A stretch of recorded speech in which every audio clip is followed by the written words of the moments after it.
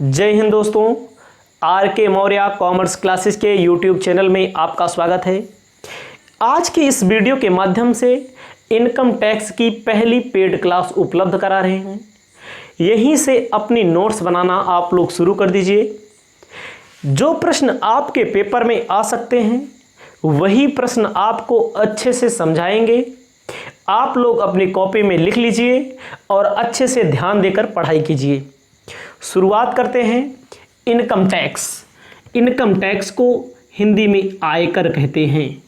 आयकर अधिकतर विश्वविद्यालयों में बीकॉम सेकेंड ईयर और किसी किसी विश्वविद्यालय में बीकॉम थर्ड ईयर में पढ़ाया जाता है। आप इंडिया के किसी भी विश्वविद्यालय में पढ़ रहे हैं, इनकम टैक्स अगर आपके सिलेबस में है तो यही इनकम टैक्स आपको पढ़ना है।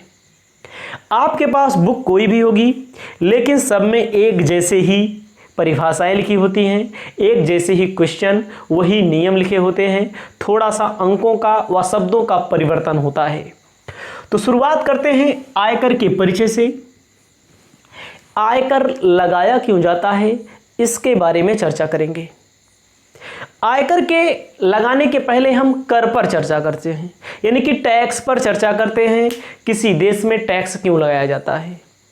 कोई भी देश हो, किसी भी देश की सरकार हो, सरकार को चलाने के लिए, देश में शांति व्यवस्था बनाए रखने के लिए, कानून व्यवस्था बनाए रखने के लिए, आर्थिक नीतियों को लागू करने के लिए, राजनीतिक नीतियों को लागू करने के लिए, सामाजिक नीतियों को लागू करने के लिए, विदेशी आक्रमणों से देश को बचाने के लिए, देश में कल्याणकारी योजनाओं को लागू करने के लिए सरकार को पैसे की आवश्यकता होती है, यानी कि धन की आवश्यकता होती है। ध्यान दीजिएगा फिर से। किसी भी देश की सरकार को चलाने के लिए, किसी भी देश में शांति व्यवस्था बनाए रखने के लिए, किसी भी देश में कानून व्यवस्था बनाए रखने के लिए, विदेशी आक्रमणों से बचाए रखने के लिए, समाज में कल्याणकारी योजना जैसे सड़क बनवाना है, नाली बनवाना है, खड़ंजा बनवाना है, विदेश से कोई हथियार खरीदना है, विदेश से कोई सामान खरीदना है जो भारत में उपयोगी होता है, तो उसके लिए सरकार को धन की आवश्यकता होती है, यानी कि पैसे की आवश्यकता होती है। उस पैसे की पूर्ति सरकार जनता के ऊपर कर लगा के करती है। सरकार जो होती है जनता के ऊपर टैक्स लगा देती है, जिससे सरकार के पास पैसा प्राप्त आ जाता है, सरकार को पैसा प्राप्त हो जाता है। सरकार क्या करती है, जनता के ऊपर खर्च करती है, जिसे हम लोग क्या कहते हैं, कर कहते हैं। तो कर कई प्रकार के होते हैं। कर अब दो प्रकार के होते हैं। एक डायरेक्ट कर यानी कि प्रत्यक्ष कर। प्रत्यक्ष कर में इनकम टैक्स आता है, अप्रत्यक्ष कर में जीएसटी आता है। तो ध्यान दीजिएगा, आपको अपनी कॉपी में लिखना है परिचय में, किसी भी देश को चलाने के लिए देश की सरकार को धन की आवश्यकता होती है। उस धन की आवश्यकता की पूर्ति वो जनता के माध्यम से करता है और बाद में जनता के ऊपर ही खर्च भी करता है। तो इसके लिए जनता के ऊपर जो कर लगाया जाता है उसे कर कहते हैं। जनता से जो पैसा वसूला जाता है उसे कर कहते हैं। तो यहां पर आपको परिचय में लिखना है ये चीज जो हमने बताया। अब आता है आयकर। किसी भी भारत में जो आयकर लगाया जाता है, जो कर लगाया जाता है, दो प्रकार से लगाया जाता है। पहला होता है प्रत्यक्ष कर, दूसरा होता है अप्रत्यक्ष कर। हम लोग प्रत्यक्ष कर में पढ़ेंगे आयकर, इनकम टैक्स। इनकम टैक्स का अर्थ अपनी कॉपी में लिखिए। इनकम टैक्स का अर्थ इंग्लिश में कहेंगे मीनिंग ऑफ इनकम टैक्स। हमने आपके सामने पहले से लिख दिया है।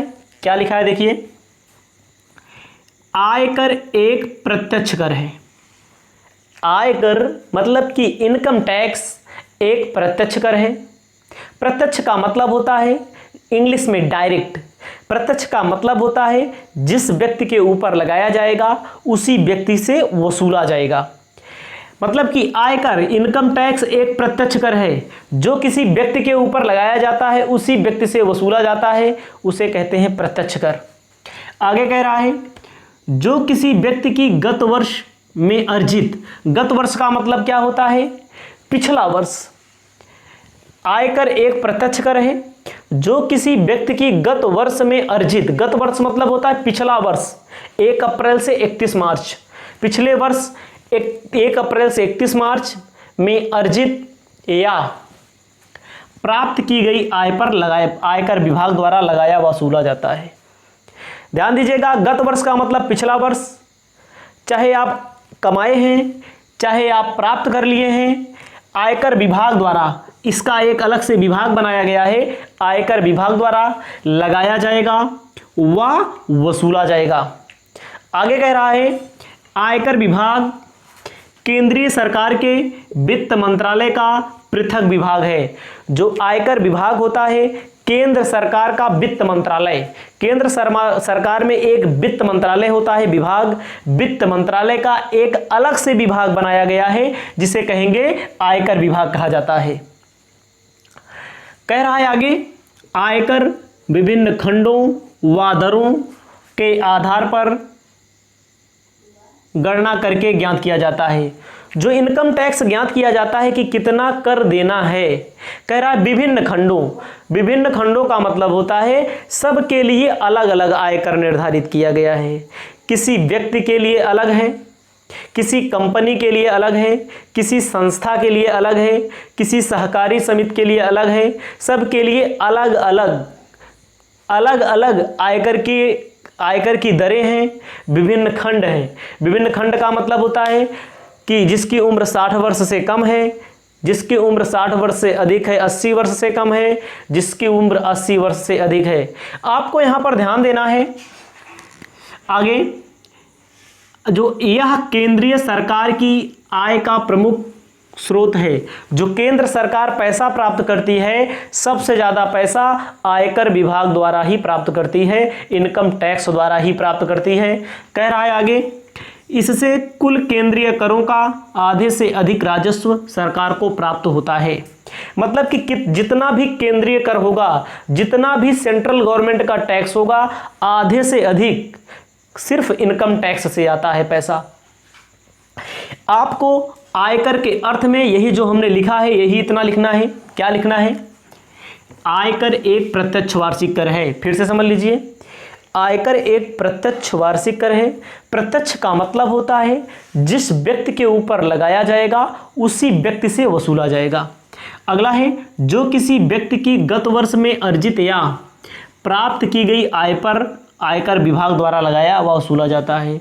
जो किसी व्यक्ति, कोई व्यक्ति गत वर्ष, गत मतलब होता है पिछला वर्ष, पिछला वर्ष में अर्जित किया है या प्राप्त कर लिया है। अर्जित का मतलब होता है कि जरूरी नहीं कि प्राप्त कर लिया है, अर्जित किया हो या प्राप्त कर लिया हो, ठीक है, कि आय पर आयकर विभाग द्वारा लगाया जाता है और आयकर विभाग इसकी वसूली भी करता है।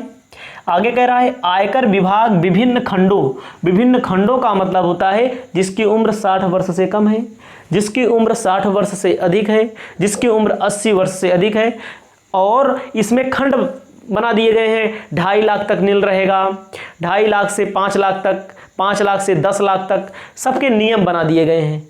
विभिन्न खंड हैं और वह विभिन्न दरों के आधार पर गणना करके ज्ञात किया जाता है। यह केंद्र सरकार की आय का प्रमुख स्रोत होता है। केंद्र सरकार की आय का सबसे प्रमुख स्रोत इनकम टैक्स होता है। इससे कुल केंद्रीय करों का आधे से अधिक राजस्व, मतलब जितना पैसा केंद्र सरकार टैक्स के माध्यम से कमाती है वो आधा से ज़्यादा इनकम टैक्स से ही कमा लेती है। आगे चलते हैं, आयकर की विशेषताएं। आयकर की विशेषताएं क्या हैं? पहला, प्रत्यक्ष कर। इसे हम कह सकते हैं आयकर एक प्रत्यक्ष वार्षिक कर है। प्रत्यक्ष क्यों है? क्योंकि जिस व्यक्ति के ऊपर लगाया जाएगा उसी व्यक्ति के से वसूला जाएगा। आयकर प्रत्यक्ष कर क्यों है? क्योंकि जिस व्यक्ति के ऊपर लगाया जाएगा उसी व्यक्ति से वसूला जाएगा। दूसरा कह रहा है केंद्रीय कर। केंद्रीय कर का मतलब होता है केंद्र सरकार द्वारा लगाया जाएगा, केंद्र सरकार के अंतर्गत आता है आयकर विभाग, और उसी द्वारा ही वसूला जाएगा और इसका पैसा केंद्र सरकार के पास जाएगा। कह रहे हैं तीसरा, प्रत्येक करदाता द्वारा भुगतान करना। प्रत्येक करदाता जो इसके अंतर्गत आता है वह इसका भुगतान करेगा, चाहे व्यक्ति होगा, चाहे फर्म होगा, चाहे हिंदू व विभाजित परिवार, कंपनी व साझेदारी संस्था। जो व्यक्ति करदाता के अंतर्गत आ गया वही क्या करेगा, भुगतान करेगा। अगला है कर मुक्त सीमाएं। कर मुक्त सीमा का मतलब होता है इसमें कुछ कर मुक्त सीमाएं हैं कि इतना पैसा होगा, इससे कम कमाएंगे तो कर नहीं लगेगा। जैसे जिसकी उम्र 60 वर्ष से कम है 2.5 लाख तक कर नहीं लगता, जिसकी उम्र 60 वर्ष से अधिक है परंतु 80 वर्ष से कम है उसके ऊपर 3 लाख रुपए से कम कर नहीं लगता, जिसकी उम्र 80 वर्ष से अधिक है 5 लाख रुपए तक उसके ऊपर टैक्स नहीं लगता।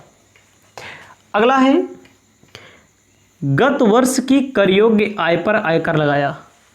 मतलब कि गत वर्ष का मतलब होता है पिछला वर्ष जो 1 अप्रैल से शुरू होता है 31 मार्च को समाप्त होता है, उस कर योग्य आय पर आयकर लगाया जाएगा। अगर कर योग्य आय है तब उस पर आयकर लगाया जाएगा। अगला है विभिन्न खंडों व दरों के आधार पे। कई खंड हैं, खंड का मतलब अलग अलग खंड बांट दिए गए हैं। 3 लाख तक नील, 2.5 लाख तक नील है, फिर 3 लाख 2.5 लाख से 5 लाख तक है, 5 लाख से 10 लाख तक है। इसको हम आगे आपको बताएंगे खंड कैसे होता है। दर है, रेट अलग अलग है, रेट अलग अलग है। कह रहे हैं चालू कर निर्धारण वर्ष में आयकर का भुगतान। मतलब पिछले वर्ष पैसा कमाया है, जिस वर्ष कर का निर्धारण किया जाता है उसके अंत तक इनकम टैक्स का भुगतान करना होगा। अगला कह रहा है आय को विभिन्न खंडों में बांटना। आय को अलग अलग खंडों में बांट दिया गया है, मतलब कि 3 लाख तक, 5 लाख तक, ऐसे नियम हैं जो आगे आपको देखने को मिलेंगे।